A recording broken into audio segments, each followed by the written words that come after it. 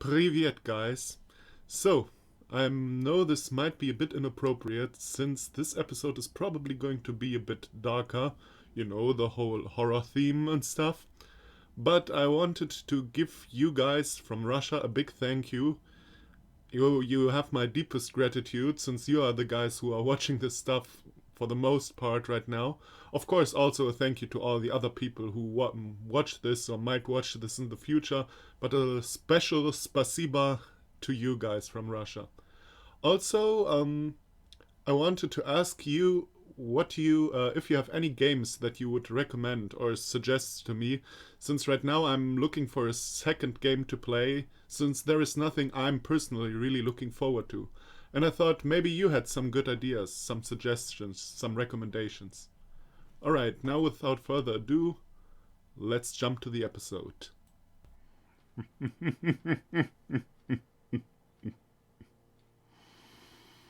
Hello and welcome back, everybody, to the everlasting summer. So, let's proceed, shall we? It won't be as scary this way. She smiled. I couldn't say anything else. Just grasped her. Oh, wait. No, that's. I don't think if the voice is really fitting. If he talks, I'll just do it. I couldn't say anything else. Just grasped her hand tightly. What am I even doing here? Looking for Shurik at night in the forest. Here? How could I ever agree? There's not a single normal person who would. But the world around me can't be really called normal. I tried to persuade myself that I was finding answers, and that it can't really get any worse. To be honest, nothing bad had actually happened to me during the last 4 days in this camp. Besides, I had no special reason to think that something bad would happen. But I was wrong. So wrong.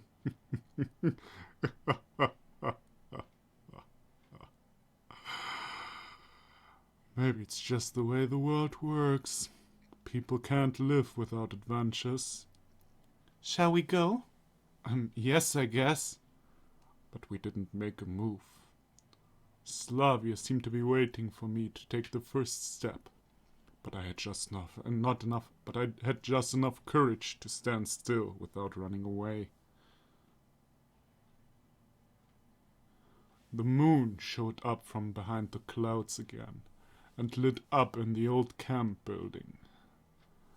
Now it less looked like a tomb, but all that pictures in my imagination grew real. Visions of ghosts became more focused. The wailing of the wind and the grass rustling got clearer. Noises of the unknown origin could be heard from afar. Seems like it was a great place before. I looked at Slavia carefully. Maybe she was scared, but she was trying to hide it, knowing that I felt a little better and calmer. Maybe let's go. Sure. I stepped carefully, watching every step, trying not to touch the old fence, the crooked merry-go-round, or the rusty slide.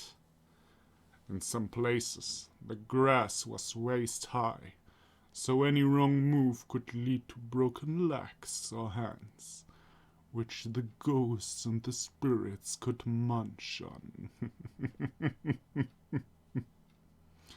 At last, we came to the entrance, and I pointed my flashlight inside. The darkness that looked back at me was much scarier than the view outside. At least the moon shone brightly there. I gathered up all my courage and crossed the threshold. Whatever. Sorry. The inside of the old camp building looked like a kindergarten from my childhood. The layout of the interior, even the rotten furniture, was similar. Well, I shivered, picking out more and more remains of the joy of children, long gone with the flashlight. Hey, the music is back. I was already wondering where you went, music. Creepy. Slavia was not only holding my hand by now, but embracing it, firmly pressing herself against me. However, I didn't sense fear in her voice. Strange, maybe she's the monster. Or maybe I am. I wonder whether it was a good idea to come here in the middle of the night. Perhaps not. Shall we go back then? No. What about Shurik? She said in genuine astonishment. Well, Shurik, why did he even come here in the first place? Maybe he isn't even here. Where else could he be? I don't know. Eaten by wolves, maybe? Don't say that. Slavia frowned and stepped away from me. I was already so used to being with her that I was slightly upset by her reproach. Well, you said something. You said something stupid. It's your fault. Well, okay. Let's assume that there are no wolves. Though you never can be sure. Well, since we're here, let's search. We searched all the rooms of the old camp. Playrooms, bedrooms, canteen, kitchen, and toilets. I even looked into the closet, which was choked with empty, decayed cardboard boxes. Look! When we returned to the place we started from, Slavia picked up something from the floor and gave it to me. It was an old doll with torn, frayed threads, missing a hand and an eye, faded from damp. So what? I pity it. What? This doll? Yes. Why would you pity it? Someone played with her, then just threw her away and forgot about her. And she's been here all alone these years, in the rain, in the cold. Hey, don't go crazy bonkers here with me, lady. I couldn't really tell if Slavia was serious or not. I don't think this is the time to think about such things. On the other hand, what would be the proper time for that? Slavia really looked upset. Yes, maybe. I took the doll and examined it. Excuse me for a sec. I remember how I once found a stuffed lion the same way that Slavia just found this doll. I took him home, washed him, and was as careful with him as with other toys, even though he was long past his retirement age. That's something I would have done as well, maybe if my mother wasn't there. You should give it to Uljana. Slavia laughed. Suddenly,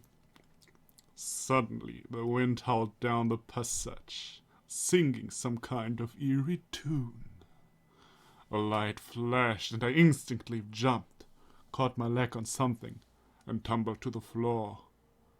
Are you all right? Slavia ran over to me and helped me get up. Yes, more or less. I tripped on a trapdoor. It's strange that we hadn't noticed it already. The dirt around the door was cleared. It seemed like it was opened not too long ago. We're not going down there, are we? I asked, trying to preempt Slavia's suggestion. She only gave me a sad glance. Come on, are we playing at diggers now? I moaned while lifting the hatch cover with quite an effort. My common sense was crying out, telling me I shouldn't do this.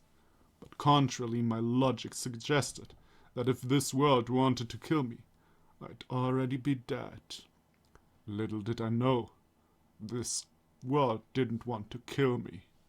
It wanted to hurt me, to scare me. But it's only because of Slavia. Otherwise, there's no way I would go down there. 2 meters of a rusty metal ladder led down to a dirty concrete floor. I leaned over the edge and illuminated a narrow passage, going somewhere into the darkness. And what is there? I think I heard about a bomb shelter under the old camp. A bomb shelter?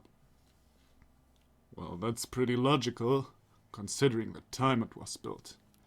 Why would Shurik need to go there? I don't know. Of course, it wasn't necessarily him who opened the hatch, and it's obvious that someone had opened it just recently. But who would be more likely to get the idea of going down there than a mad inventor? If we discard theories of supernatural involvement, there can be no other humans in this forest. At least that is what I thought. Dum dum dum. Alright, I'll go first. Then if everything is fine, you follow me. What might not be fine? Slavia looked scared, but seemed to ask more out of politeness.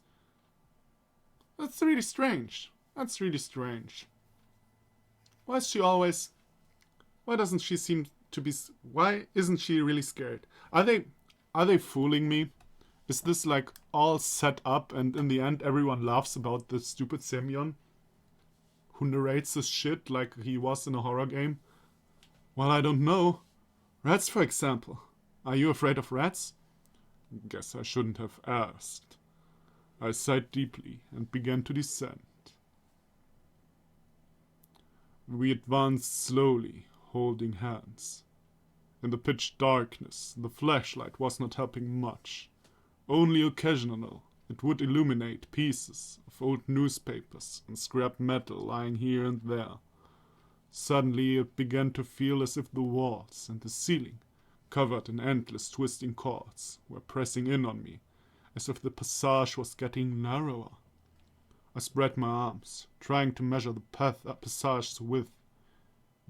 Are we still far off? Asked Slavia sadly. Far from where? I've got no clue. All right.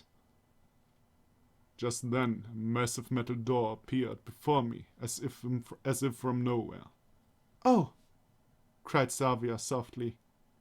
I tried the handle, and it seemed to yield a bit. You ready? Not sure. Though, speaking frankly, what could you prepare for in such a situation? The wheel turned a few times, squeaking horribly. Then finally reached its limit and went quiet. I pulled on the door with all my weight, and it reluctantly opened. There was some sort of chamber behind it, which turned out to be the bomb shelter itself. Jesus, can we finally get to the point where I can stop making the voice? It really hurts my throat. No, I'm going to read normally now. I can't do it anymore. Also, I'm not scared anymore. I think by now it's not scary anymore. They dragged that too long out. When we entered, the light suddenly went on, making me flinch. Though it was likely that there was an independent power source here. At the time when these catacombs had been dark, people had been building things to last. Ah, okay, I see. To last, like to be okay in various years. The bomb shelter looked exactly like what I had imagined. It had everything needed to sustain prolonged human existence during a war. The lockers contained chemical protection suits, gas masks, dry rations, water cans. At the far wall, I noticed a lot of various tools, pressure meters, radiation meters, a radio, and some others. However, this place looked like nobody has ever used it, which was not actually that surprising. Furthermore, it looked like nobody had ever entered it after it was built. Slavia gave me a questioning look. Are you paying attention that nobody closes the door behind you? Well, Shurik is definitely not here. But was he? No idea. But if he was here, he couldn't just vanish. I looked around the room again and noticed another door in the wall to my left. Maybe there. However, the door wouldn't open. What if he barred it from the other side? But why? I don't know. Still, it was quite possible, assuming he was there at all. By the look of things, Shurik was hiding, maybe running from someone. Such thoughts made me uneasy. and I felt like putting myself on the other side of the door as fast as I could. I pushed hard, but the door only gave a dull creak. Here, maybe this could work. Slavia handed me a crowbar. I fumbled with it, considering how I could better tackle the door. Let's give it a try. That's a fucking bad door. First of all, you will never get this door open with a crowbar. First of all. And if you did, then it's a fucking bad door. Using all my strength, especially in the bunker. Using all my strength, I managed to pull the door off its hinges, and it crashed on the floor. While I was recovering from my effort, Slavia pointed the flashlight down the newly opened passage. There's a corridor here, just the same as the previous one. Jeez, this place is a real maze. Shall we go? Hold on. I sat down on a bunk, took a dusty pillowcase off a pillow, and wiped my forehead. Let me catch my breath. Slavia sat down next to me and began to study the details of the floor patterns. Better turn off the flashlight for now. Oh, yes. She blushed slightly and clicked the switch off. It's just plain creepy.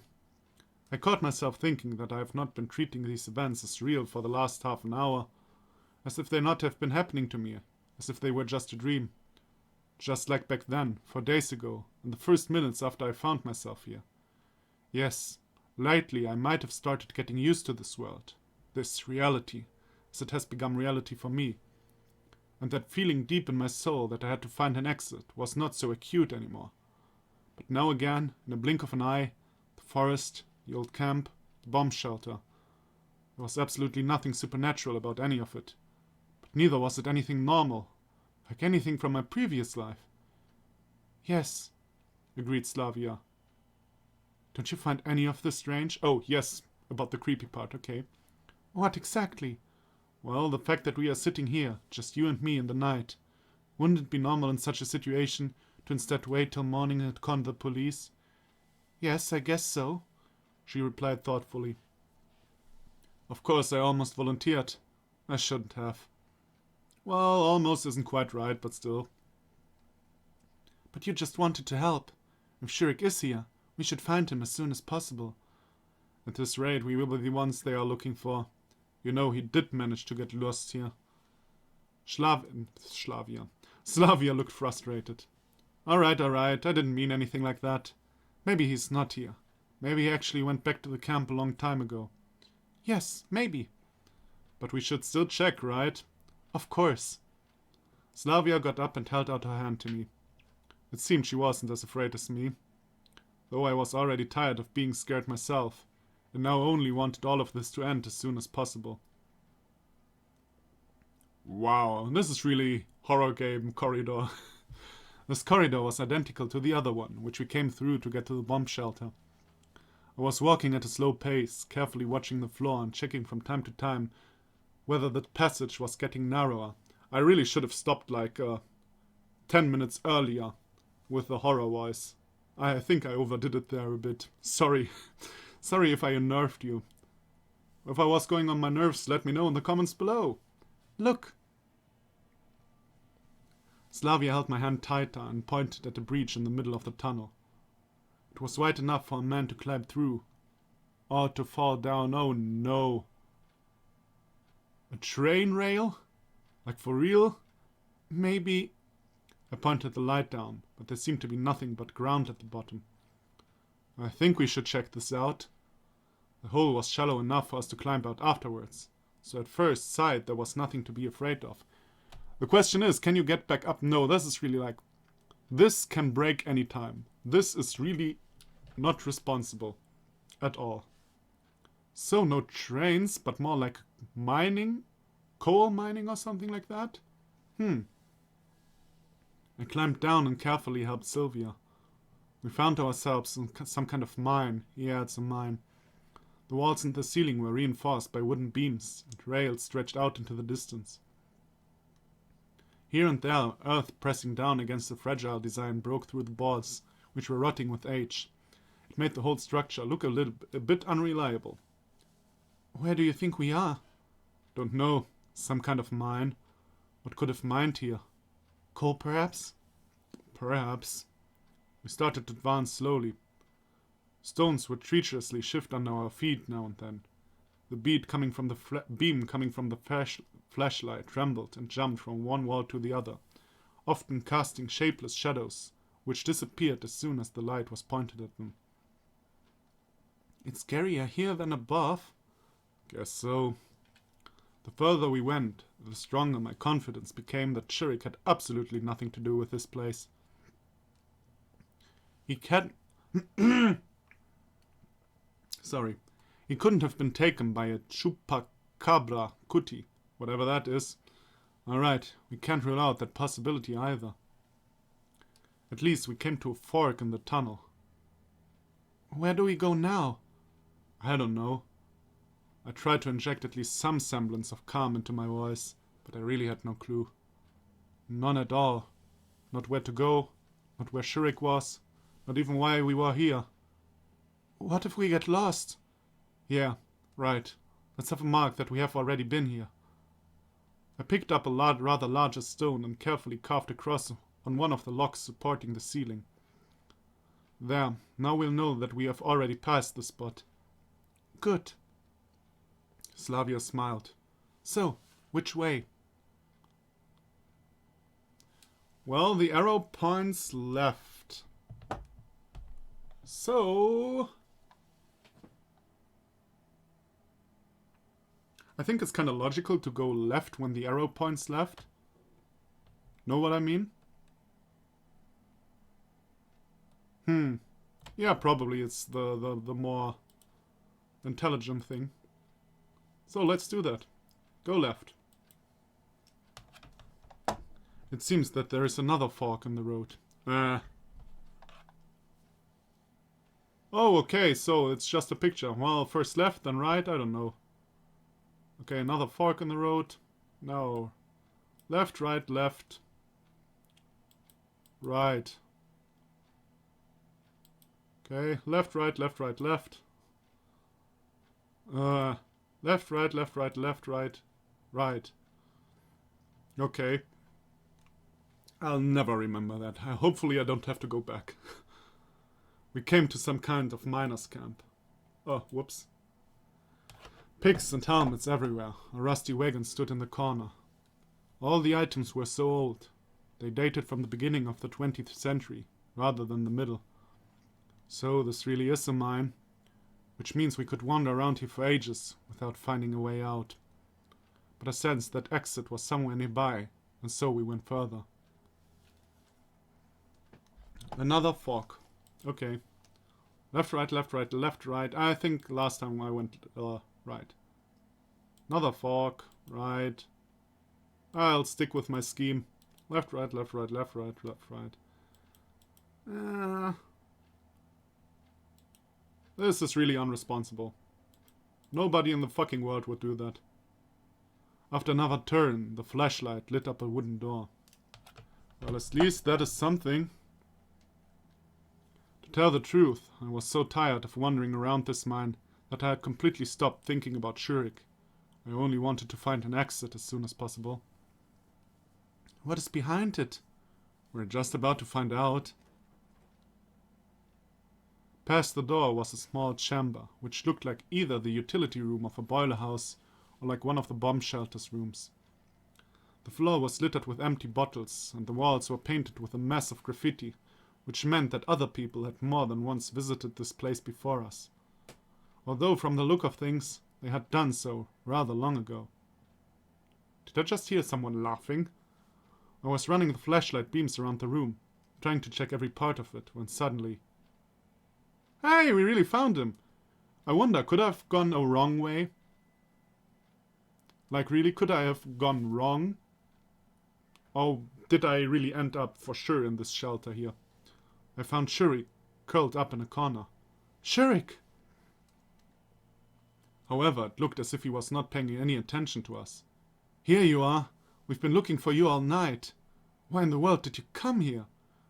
Shurik looked up at me with hazy, unseeing eyes. And who are you? What do you mean, who are you? Get up already and let's go.